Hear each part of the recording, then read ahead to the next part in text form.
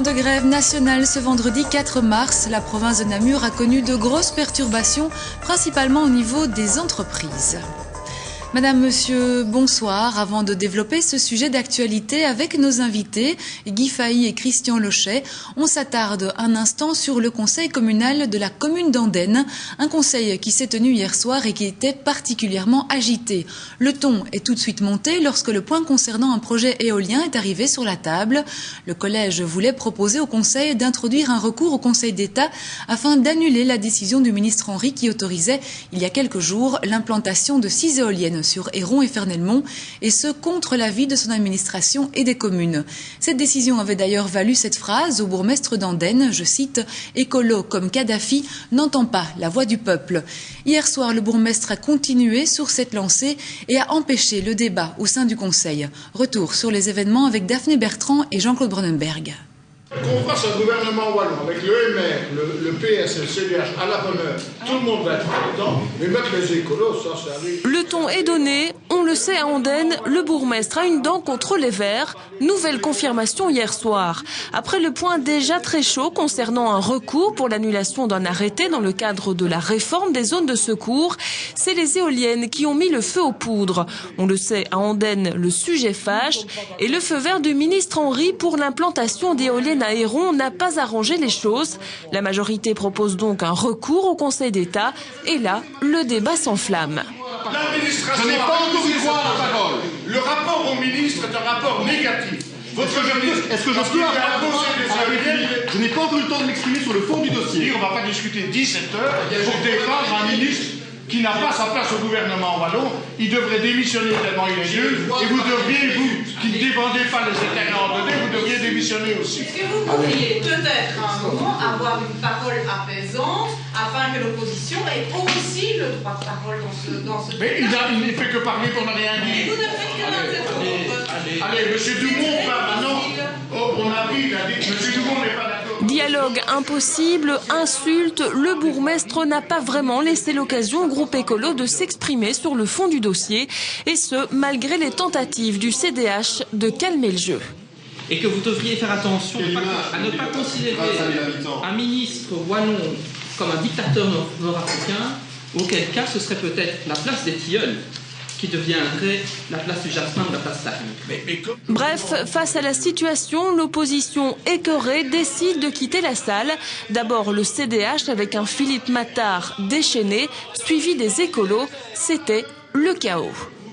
Vous moquez les gens. Mais non, on n'a pas le droit d'exposer. Vous moquez des Andennais. Vous moquez des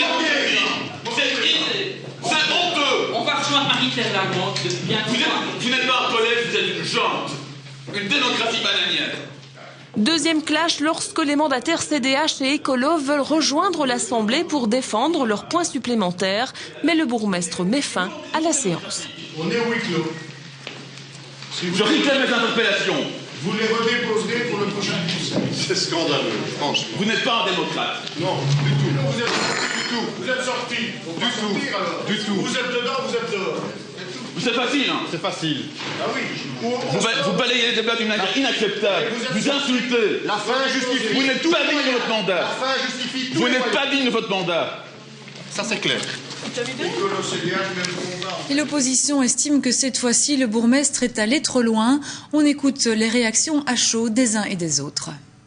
Après une demi-heure de débat, ou plutôt de non-débat, l'opposition scandalisée a donc quitté la salle. Dans le hall de l'hôtel de ville, la tension est encore vive. Le CDH parle de déni total de démocratie. On en arrive à intimider des conseils communaux en traitant leur employeur, puisque le ministre mis en cause en l'occurrence est l'employeur d'un des conseils communaux, en les insultant.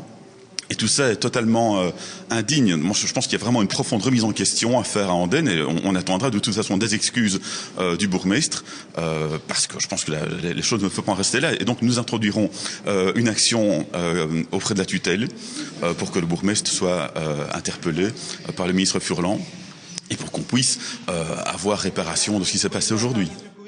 Du côté des Verts, Hugues Doumont qualifie l'attitude du bourgmestre d'inadmissible au paroxysme de l'indignité. Nous sommes sortis parce que visiblement c'était insulte sur insulte à l'égard de mon employeur, à l'égard de moi-même, en exigeant une démission d'un conseiller communal qui vient juste faire son travail, qui voulait argumenter. Je n'ai pas eu le droit de le faire. Nous sommes sortis ensuite et donc le président a balayé l'ordre du jour en acceptant tous les points. Donc même les questions, il y avait d'autres questions intéressantes au conseil de ce soir, n'ont pas pu être posées. À l'instar de Étienne Sermon et de Philippe Mattard, c'est absolument inadmissible en démocratie. Je pense que ça ne restera pas sans suite. Nous allons interpeller clairement le ministre de tutelle. Je pense que le bourgmestre d'Andenne considère que toutes les décisions qui sont prises légitimement par des gens démocratiquement élus en dehors de son territoire sont illégales. Mais écoutez, non, il faut respecter. Il a même dit ce soir, nous ne sommes pas dans un état de droit. Est-ce que vous vous rendez compte de la portée de cette parole ? D'après le bourgmestre, l'opposition veut diriger à la place de la majorité. Et pour lui, Écolo s'était déjà suffisamment exprimé sur le dossier des éoliennes d'Héron et de Fernelmont lors de précédents conseils. Au niveau de l'opposition, s'exprimer des heures durant, en faisant des discours dogmatiques, je dirais de staliniens écologistes, ça suffit. À un moment donné, il faut arrêter les frais. Le conseil communal décide de ne pas être d'accord avec le ministre Henry qui autorise des éoliennes contre son administration en dépit du bon sens, contre tous les avis. Mais non, ces gens veulent parler, veulent monopoliser la parole et n'admettent pas qu'on puisse se prononcer. Aller empoisonner la vie des gens, en Andenne et ailleurs, par dogmatisme politique, parce qu'on a décidé de punir les gens en disant il y a un réchauffement climatique, il ne faut pas rire. Hein. Dans tous les pays du monde et d'Europe occidentale, d'Asie et d'Afrique et d'Amérique latine, d'Amérique du Nord, on doit considérer qu'Écolo chez nous est une sorte de bobos complètement branchés à côté de leur pompe. Quel malheur d'avoir Écolo à la région wallonne. On va mettre 10 ans à se remettre de l'erreur de Di Rupo et de Milquet d'avoir mis Écolo dans un gouvernement wallon. Les intéressés apprécieront des propos manifestement assumés et répétés à plusieurs reprises hier soir par le bourgmestre qui n'a décidément pas sa langue en poche. Il n'y a pas que l'opposition qui semble exaspérée par la tournure que prennent certains conseils communaux à Andenne. Au sein même du collège, plusieurs personnes semblaient ne pas apprécier l'attitude du bourgmestre. En particulier Michel Deschamps, président du CPAS. Il s'est exprimé hier après la sortie des membres de l'opposition. Qu'Écolo dégage, quel bonheur. On va mettre 25 ans à se remettre des conneries de ces cons. Tu m'excuseras, mais je suis près de vous. J'espère que tout ça a été enregistré, j'espère que tout ça a été filmé. Et que quand tu le reverras, tu feras quand même ton examen de conscience. Parce que, non, excuse-moi, là, je te dis, moi, je ne suis absolument pas d'accord et je m'érige en faux. Et tu ne m'empêcheras pas de parler. Je ne suis absolument pas d'accord avec cette manière de faire, avec ce ton injurieux, avec ces coupures de paroles incessantes. Dans les valeurs que je défends, il y a les valeurs démocratiques et puis il y a aussi les valeurs de tolérance. Et puis il y a aussi de temps en temps une certaine capacité à se remettre en question. Et je n'avais pas trouvé mon compte lors de cette séance. Est-ce qu'on peut dire qu'il y a un malaise au sein du collège suite à ces débats qui tournent mal, c'est vrai, souvent à Andenne ? Que pensez-vous de cette ambiance festive, de ces propos conviviaux, de ces mines réjouies ? Je pense qu'on doit absolument retrouver un minimum de sérénité et de plaisir à débattre entre nous et à construire l'histoire d'Andenne de 2011 et de la suite, mais si possible dans un climat beaucoup plus serein.